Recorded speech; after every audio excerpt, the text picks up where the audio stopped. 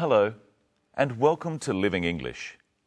Today, we'll look at giving instructions, how to tell people what you have to do to make things. Today in Sisters and Brothers, Anne cooks a meal for Sarah's family. So, let's see what's cooking.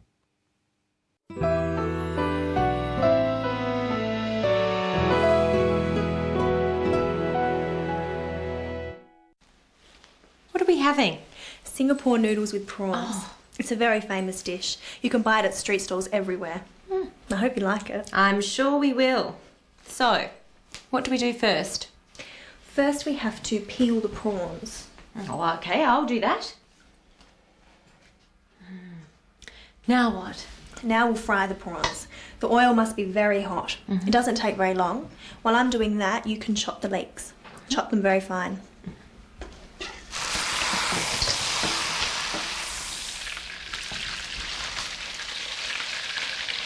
Like this?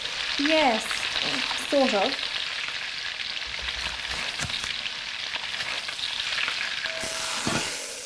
Now what? Next we add the spices and some ginger and the leeks. Okay, and now? Now the leeks are soft, we put in some bean sprouts. And then the prawns and the noodles. All in together. Is that all? Almost. Lastly, we add some of this special sauce. Didn't think I'd be able to find this here. Your market's very good. That's it. We're almost ready. I hope your family's hungry.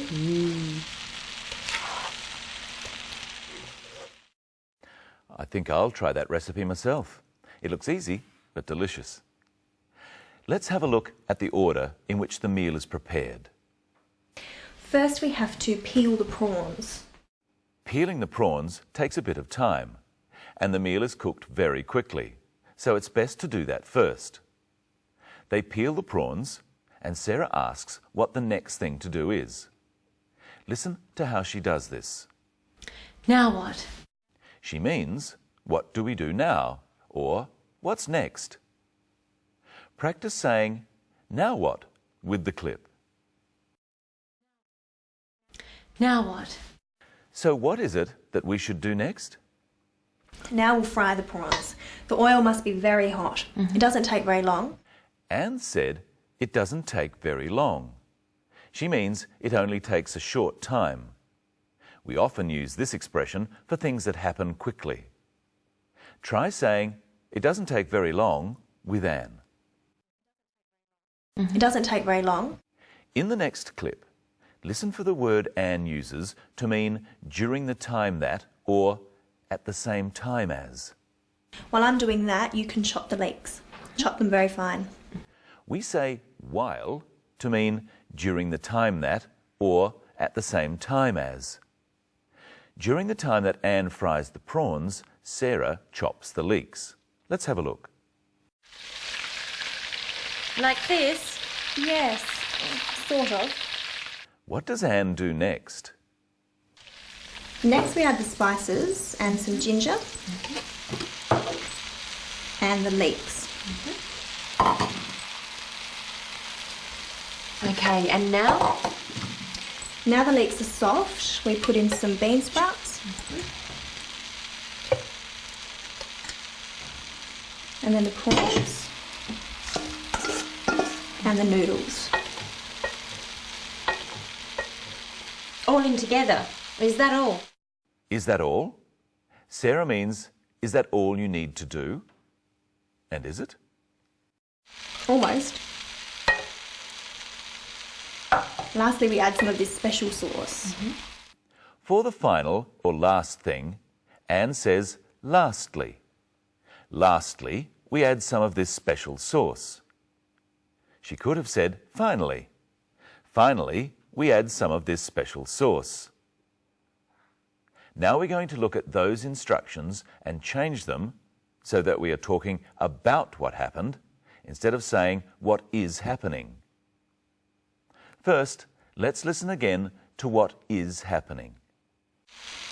Lastly, we add some of this special sauce.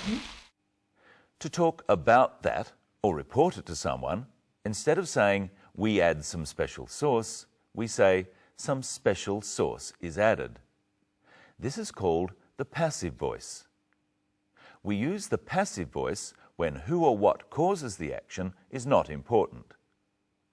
Compare the active phrase, we add some of this special sauce, to the passive, some special sauce is added.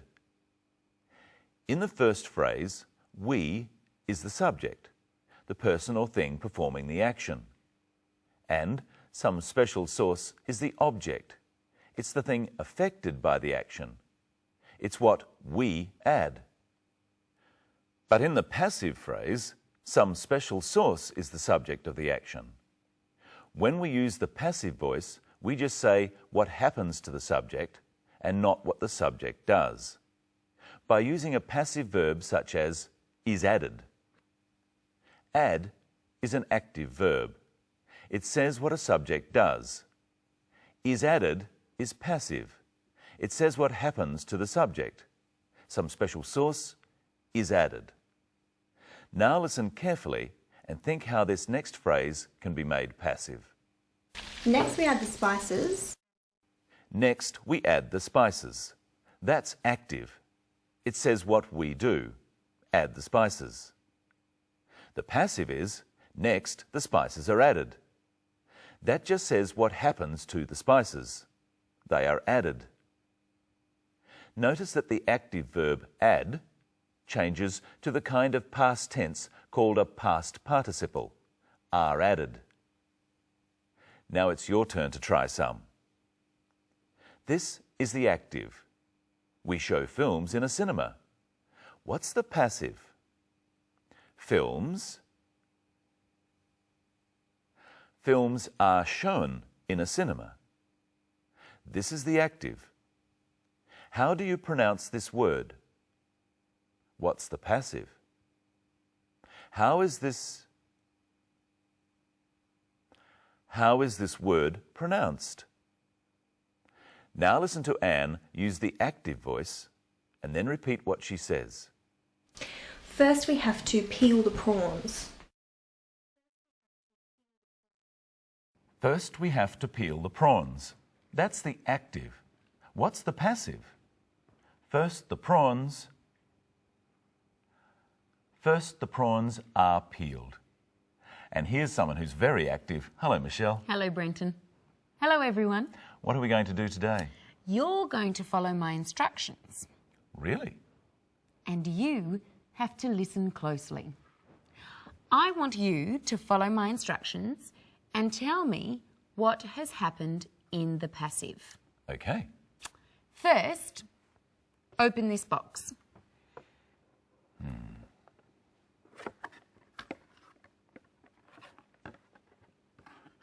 The box is opened. Next, take out the camera. The camera is taken out. Turn the camera on.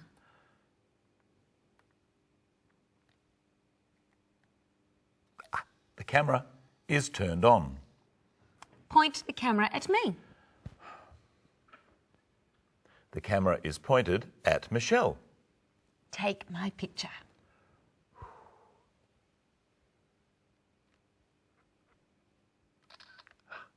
Michelle's picture is taken. Now we'll replay what Brenton did. And I want you to tell me what happened in the passive voice. Here's what I mean. The box is opened. You try. The camera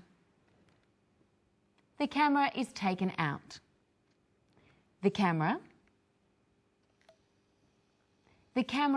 is turned on. The camera at Michelle.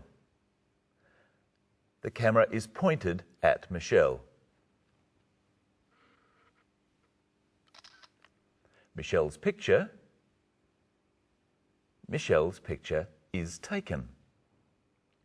Now listen to Anne again. While I'm doing that, you can chop the leeks. You could say, while that's being done, the leeks can be chopped. Yes, if you're writing a recipe. We use the passive when we are not sure exactly who or what is doing something. What's a recipe? A recipe is cooking instructions. I have a recipe here for iced coffee. I'll read it and you can follow it. Follow it. When we do what instructions say, we say that we follow the instructions. I want you to follow my instructions and tell the audience what you are doing using the active voice. Now you need a shaker, a kettle of hot water, ice cream, cold milk, instant coffee, sugar. Okay, let's start. First, 1 teaspoon of coffee is put in the shaker. I put a teaspoon of coffee in the shaker. 1 teaspoon of sugar is then added. I add a teaspoon of sugar. Next, enough hot water to dissolve the sugar and coffee is added. I add enough hot water to dissolve the sugar and coffee. A scoop of ice cream is then added. You say it this time. I add a scoop of ice cream. The lid is put on and the contents shaken. Try again. I put the lid on and I put the lid on and shake the contents. Then the lid is taken off and the shaker is filled with milk. I take the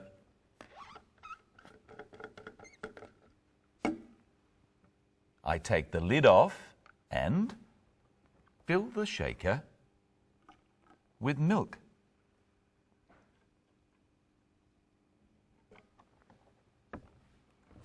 Finally, the lid is put back on and the contents shaken vigorously. Finally, I put the lid back on and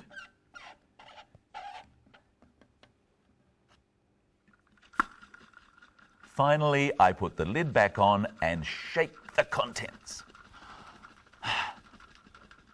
Is that all? Yes, except for drinking it. And that's all we have time for today. Next time, we'll look at the words we use to describe food and see if Anne's recipe for Singapore noodles is a success.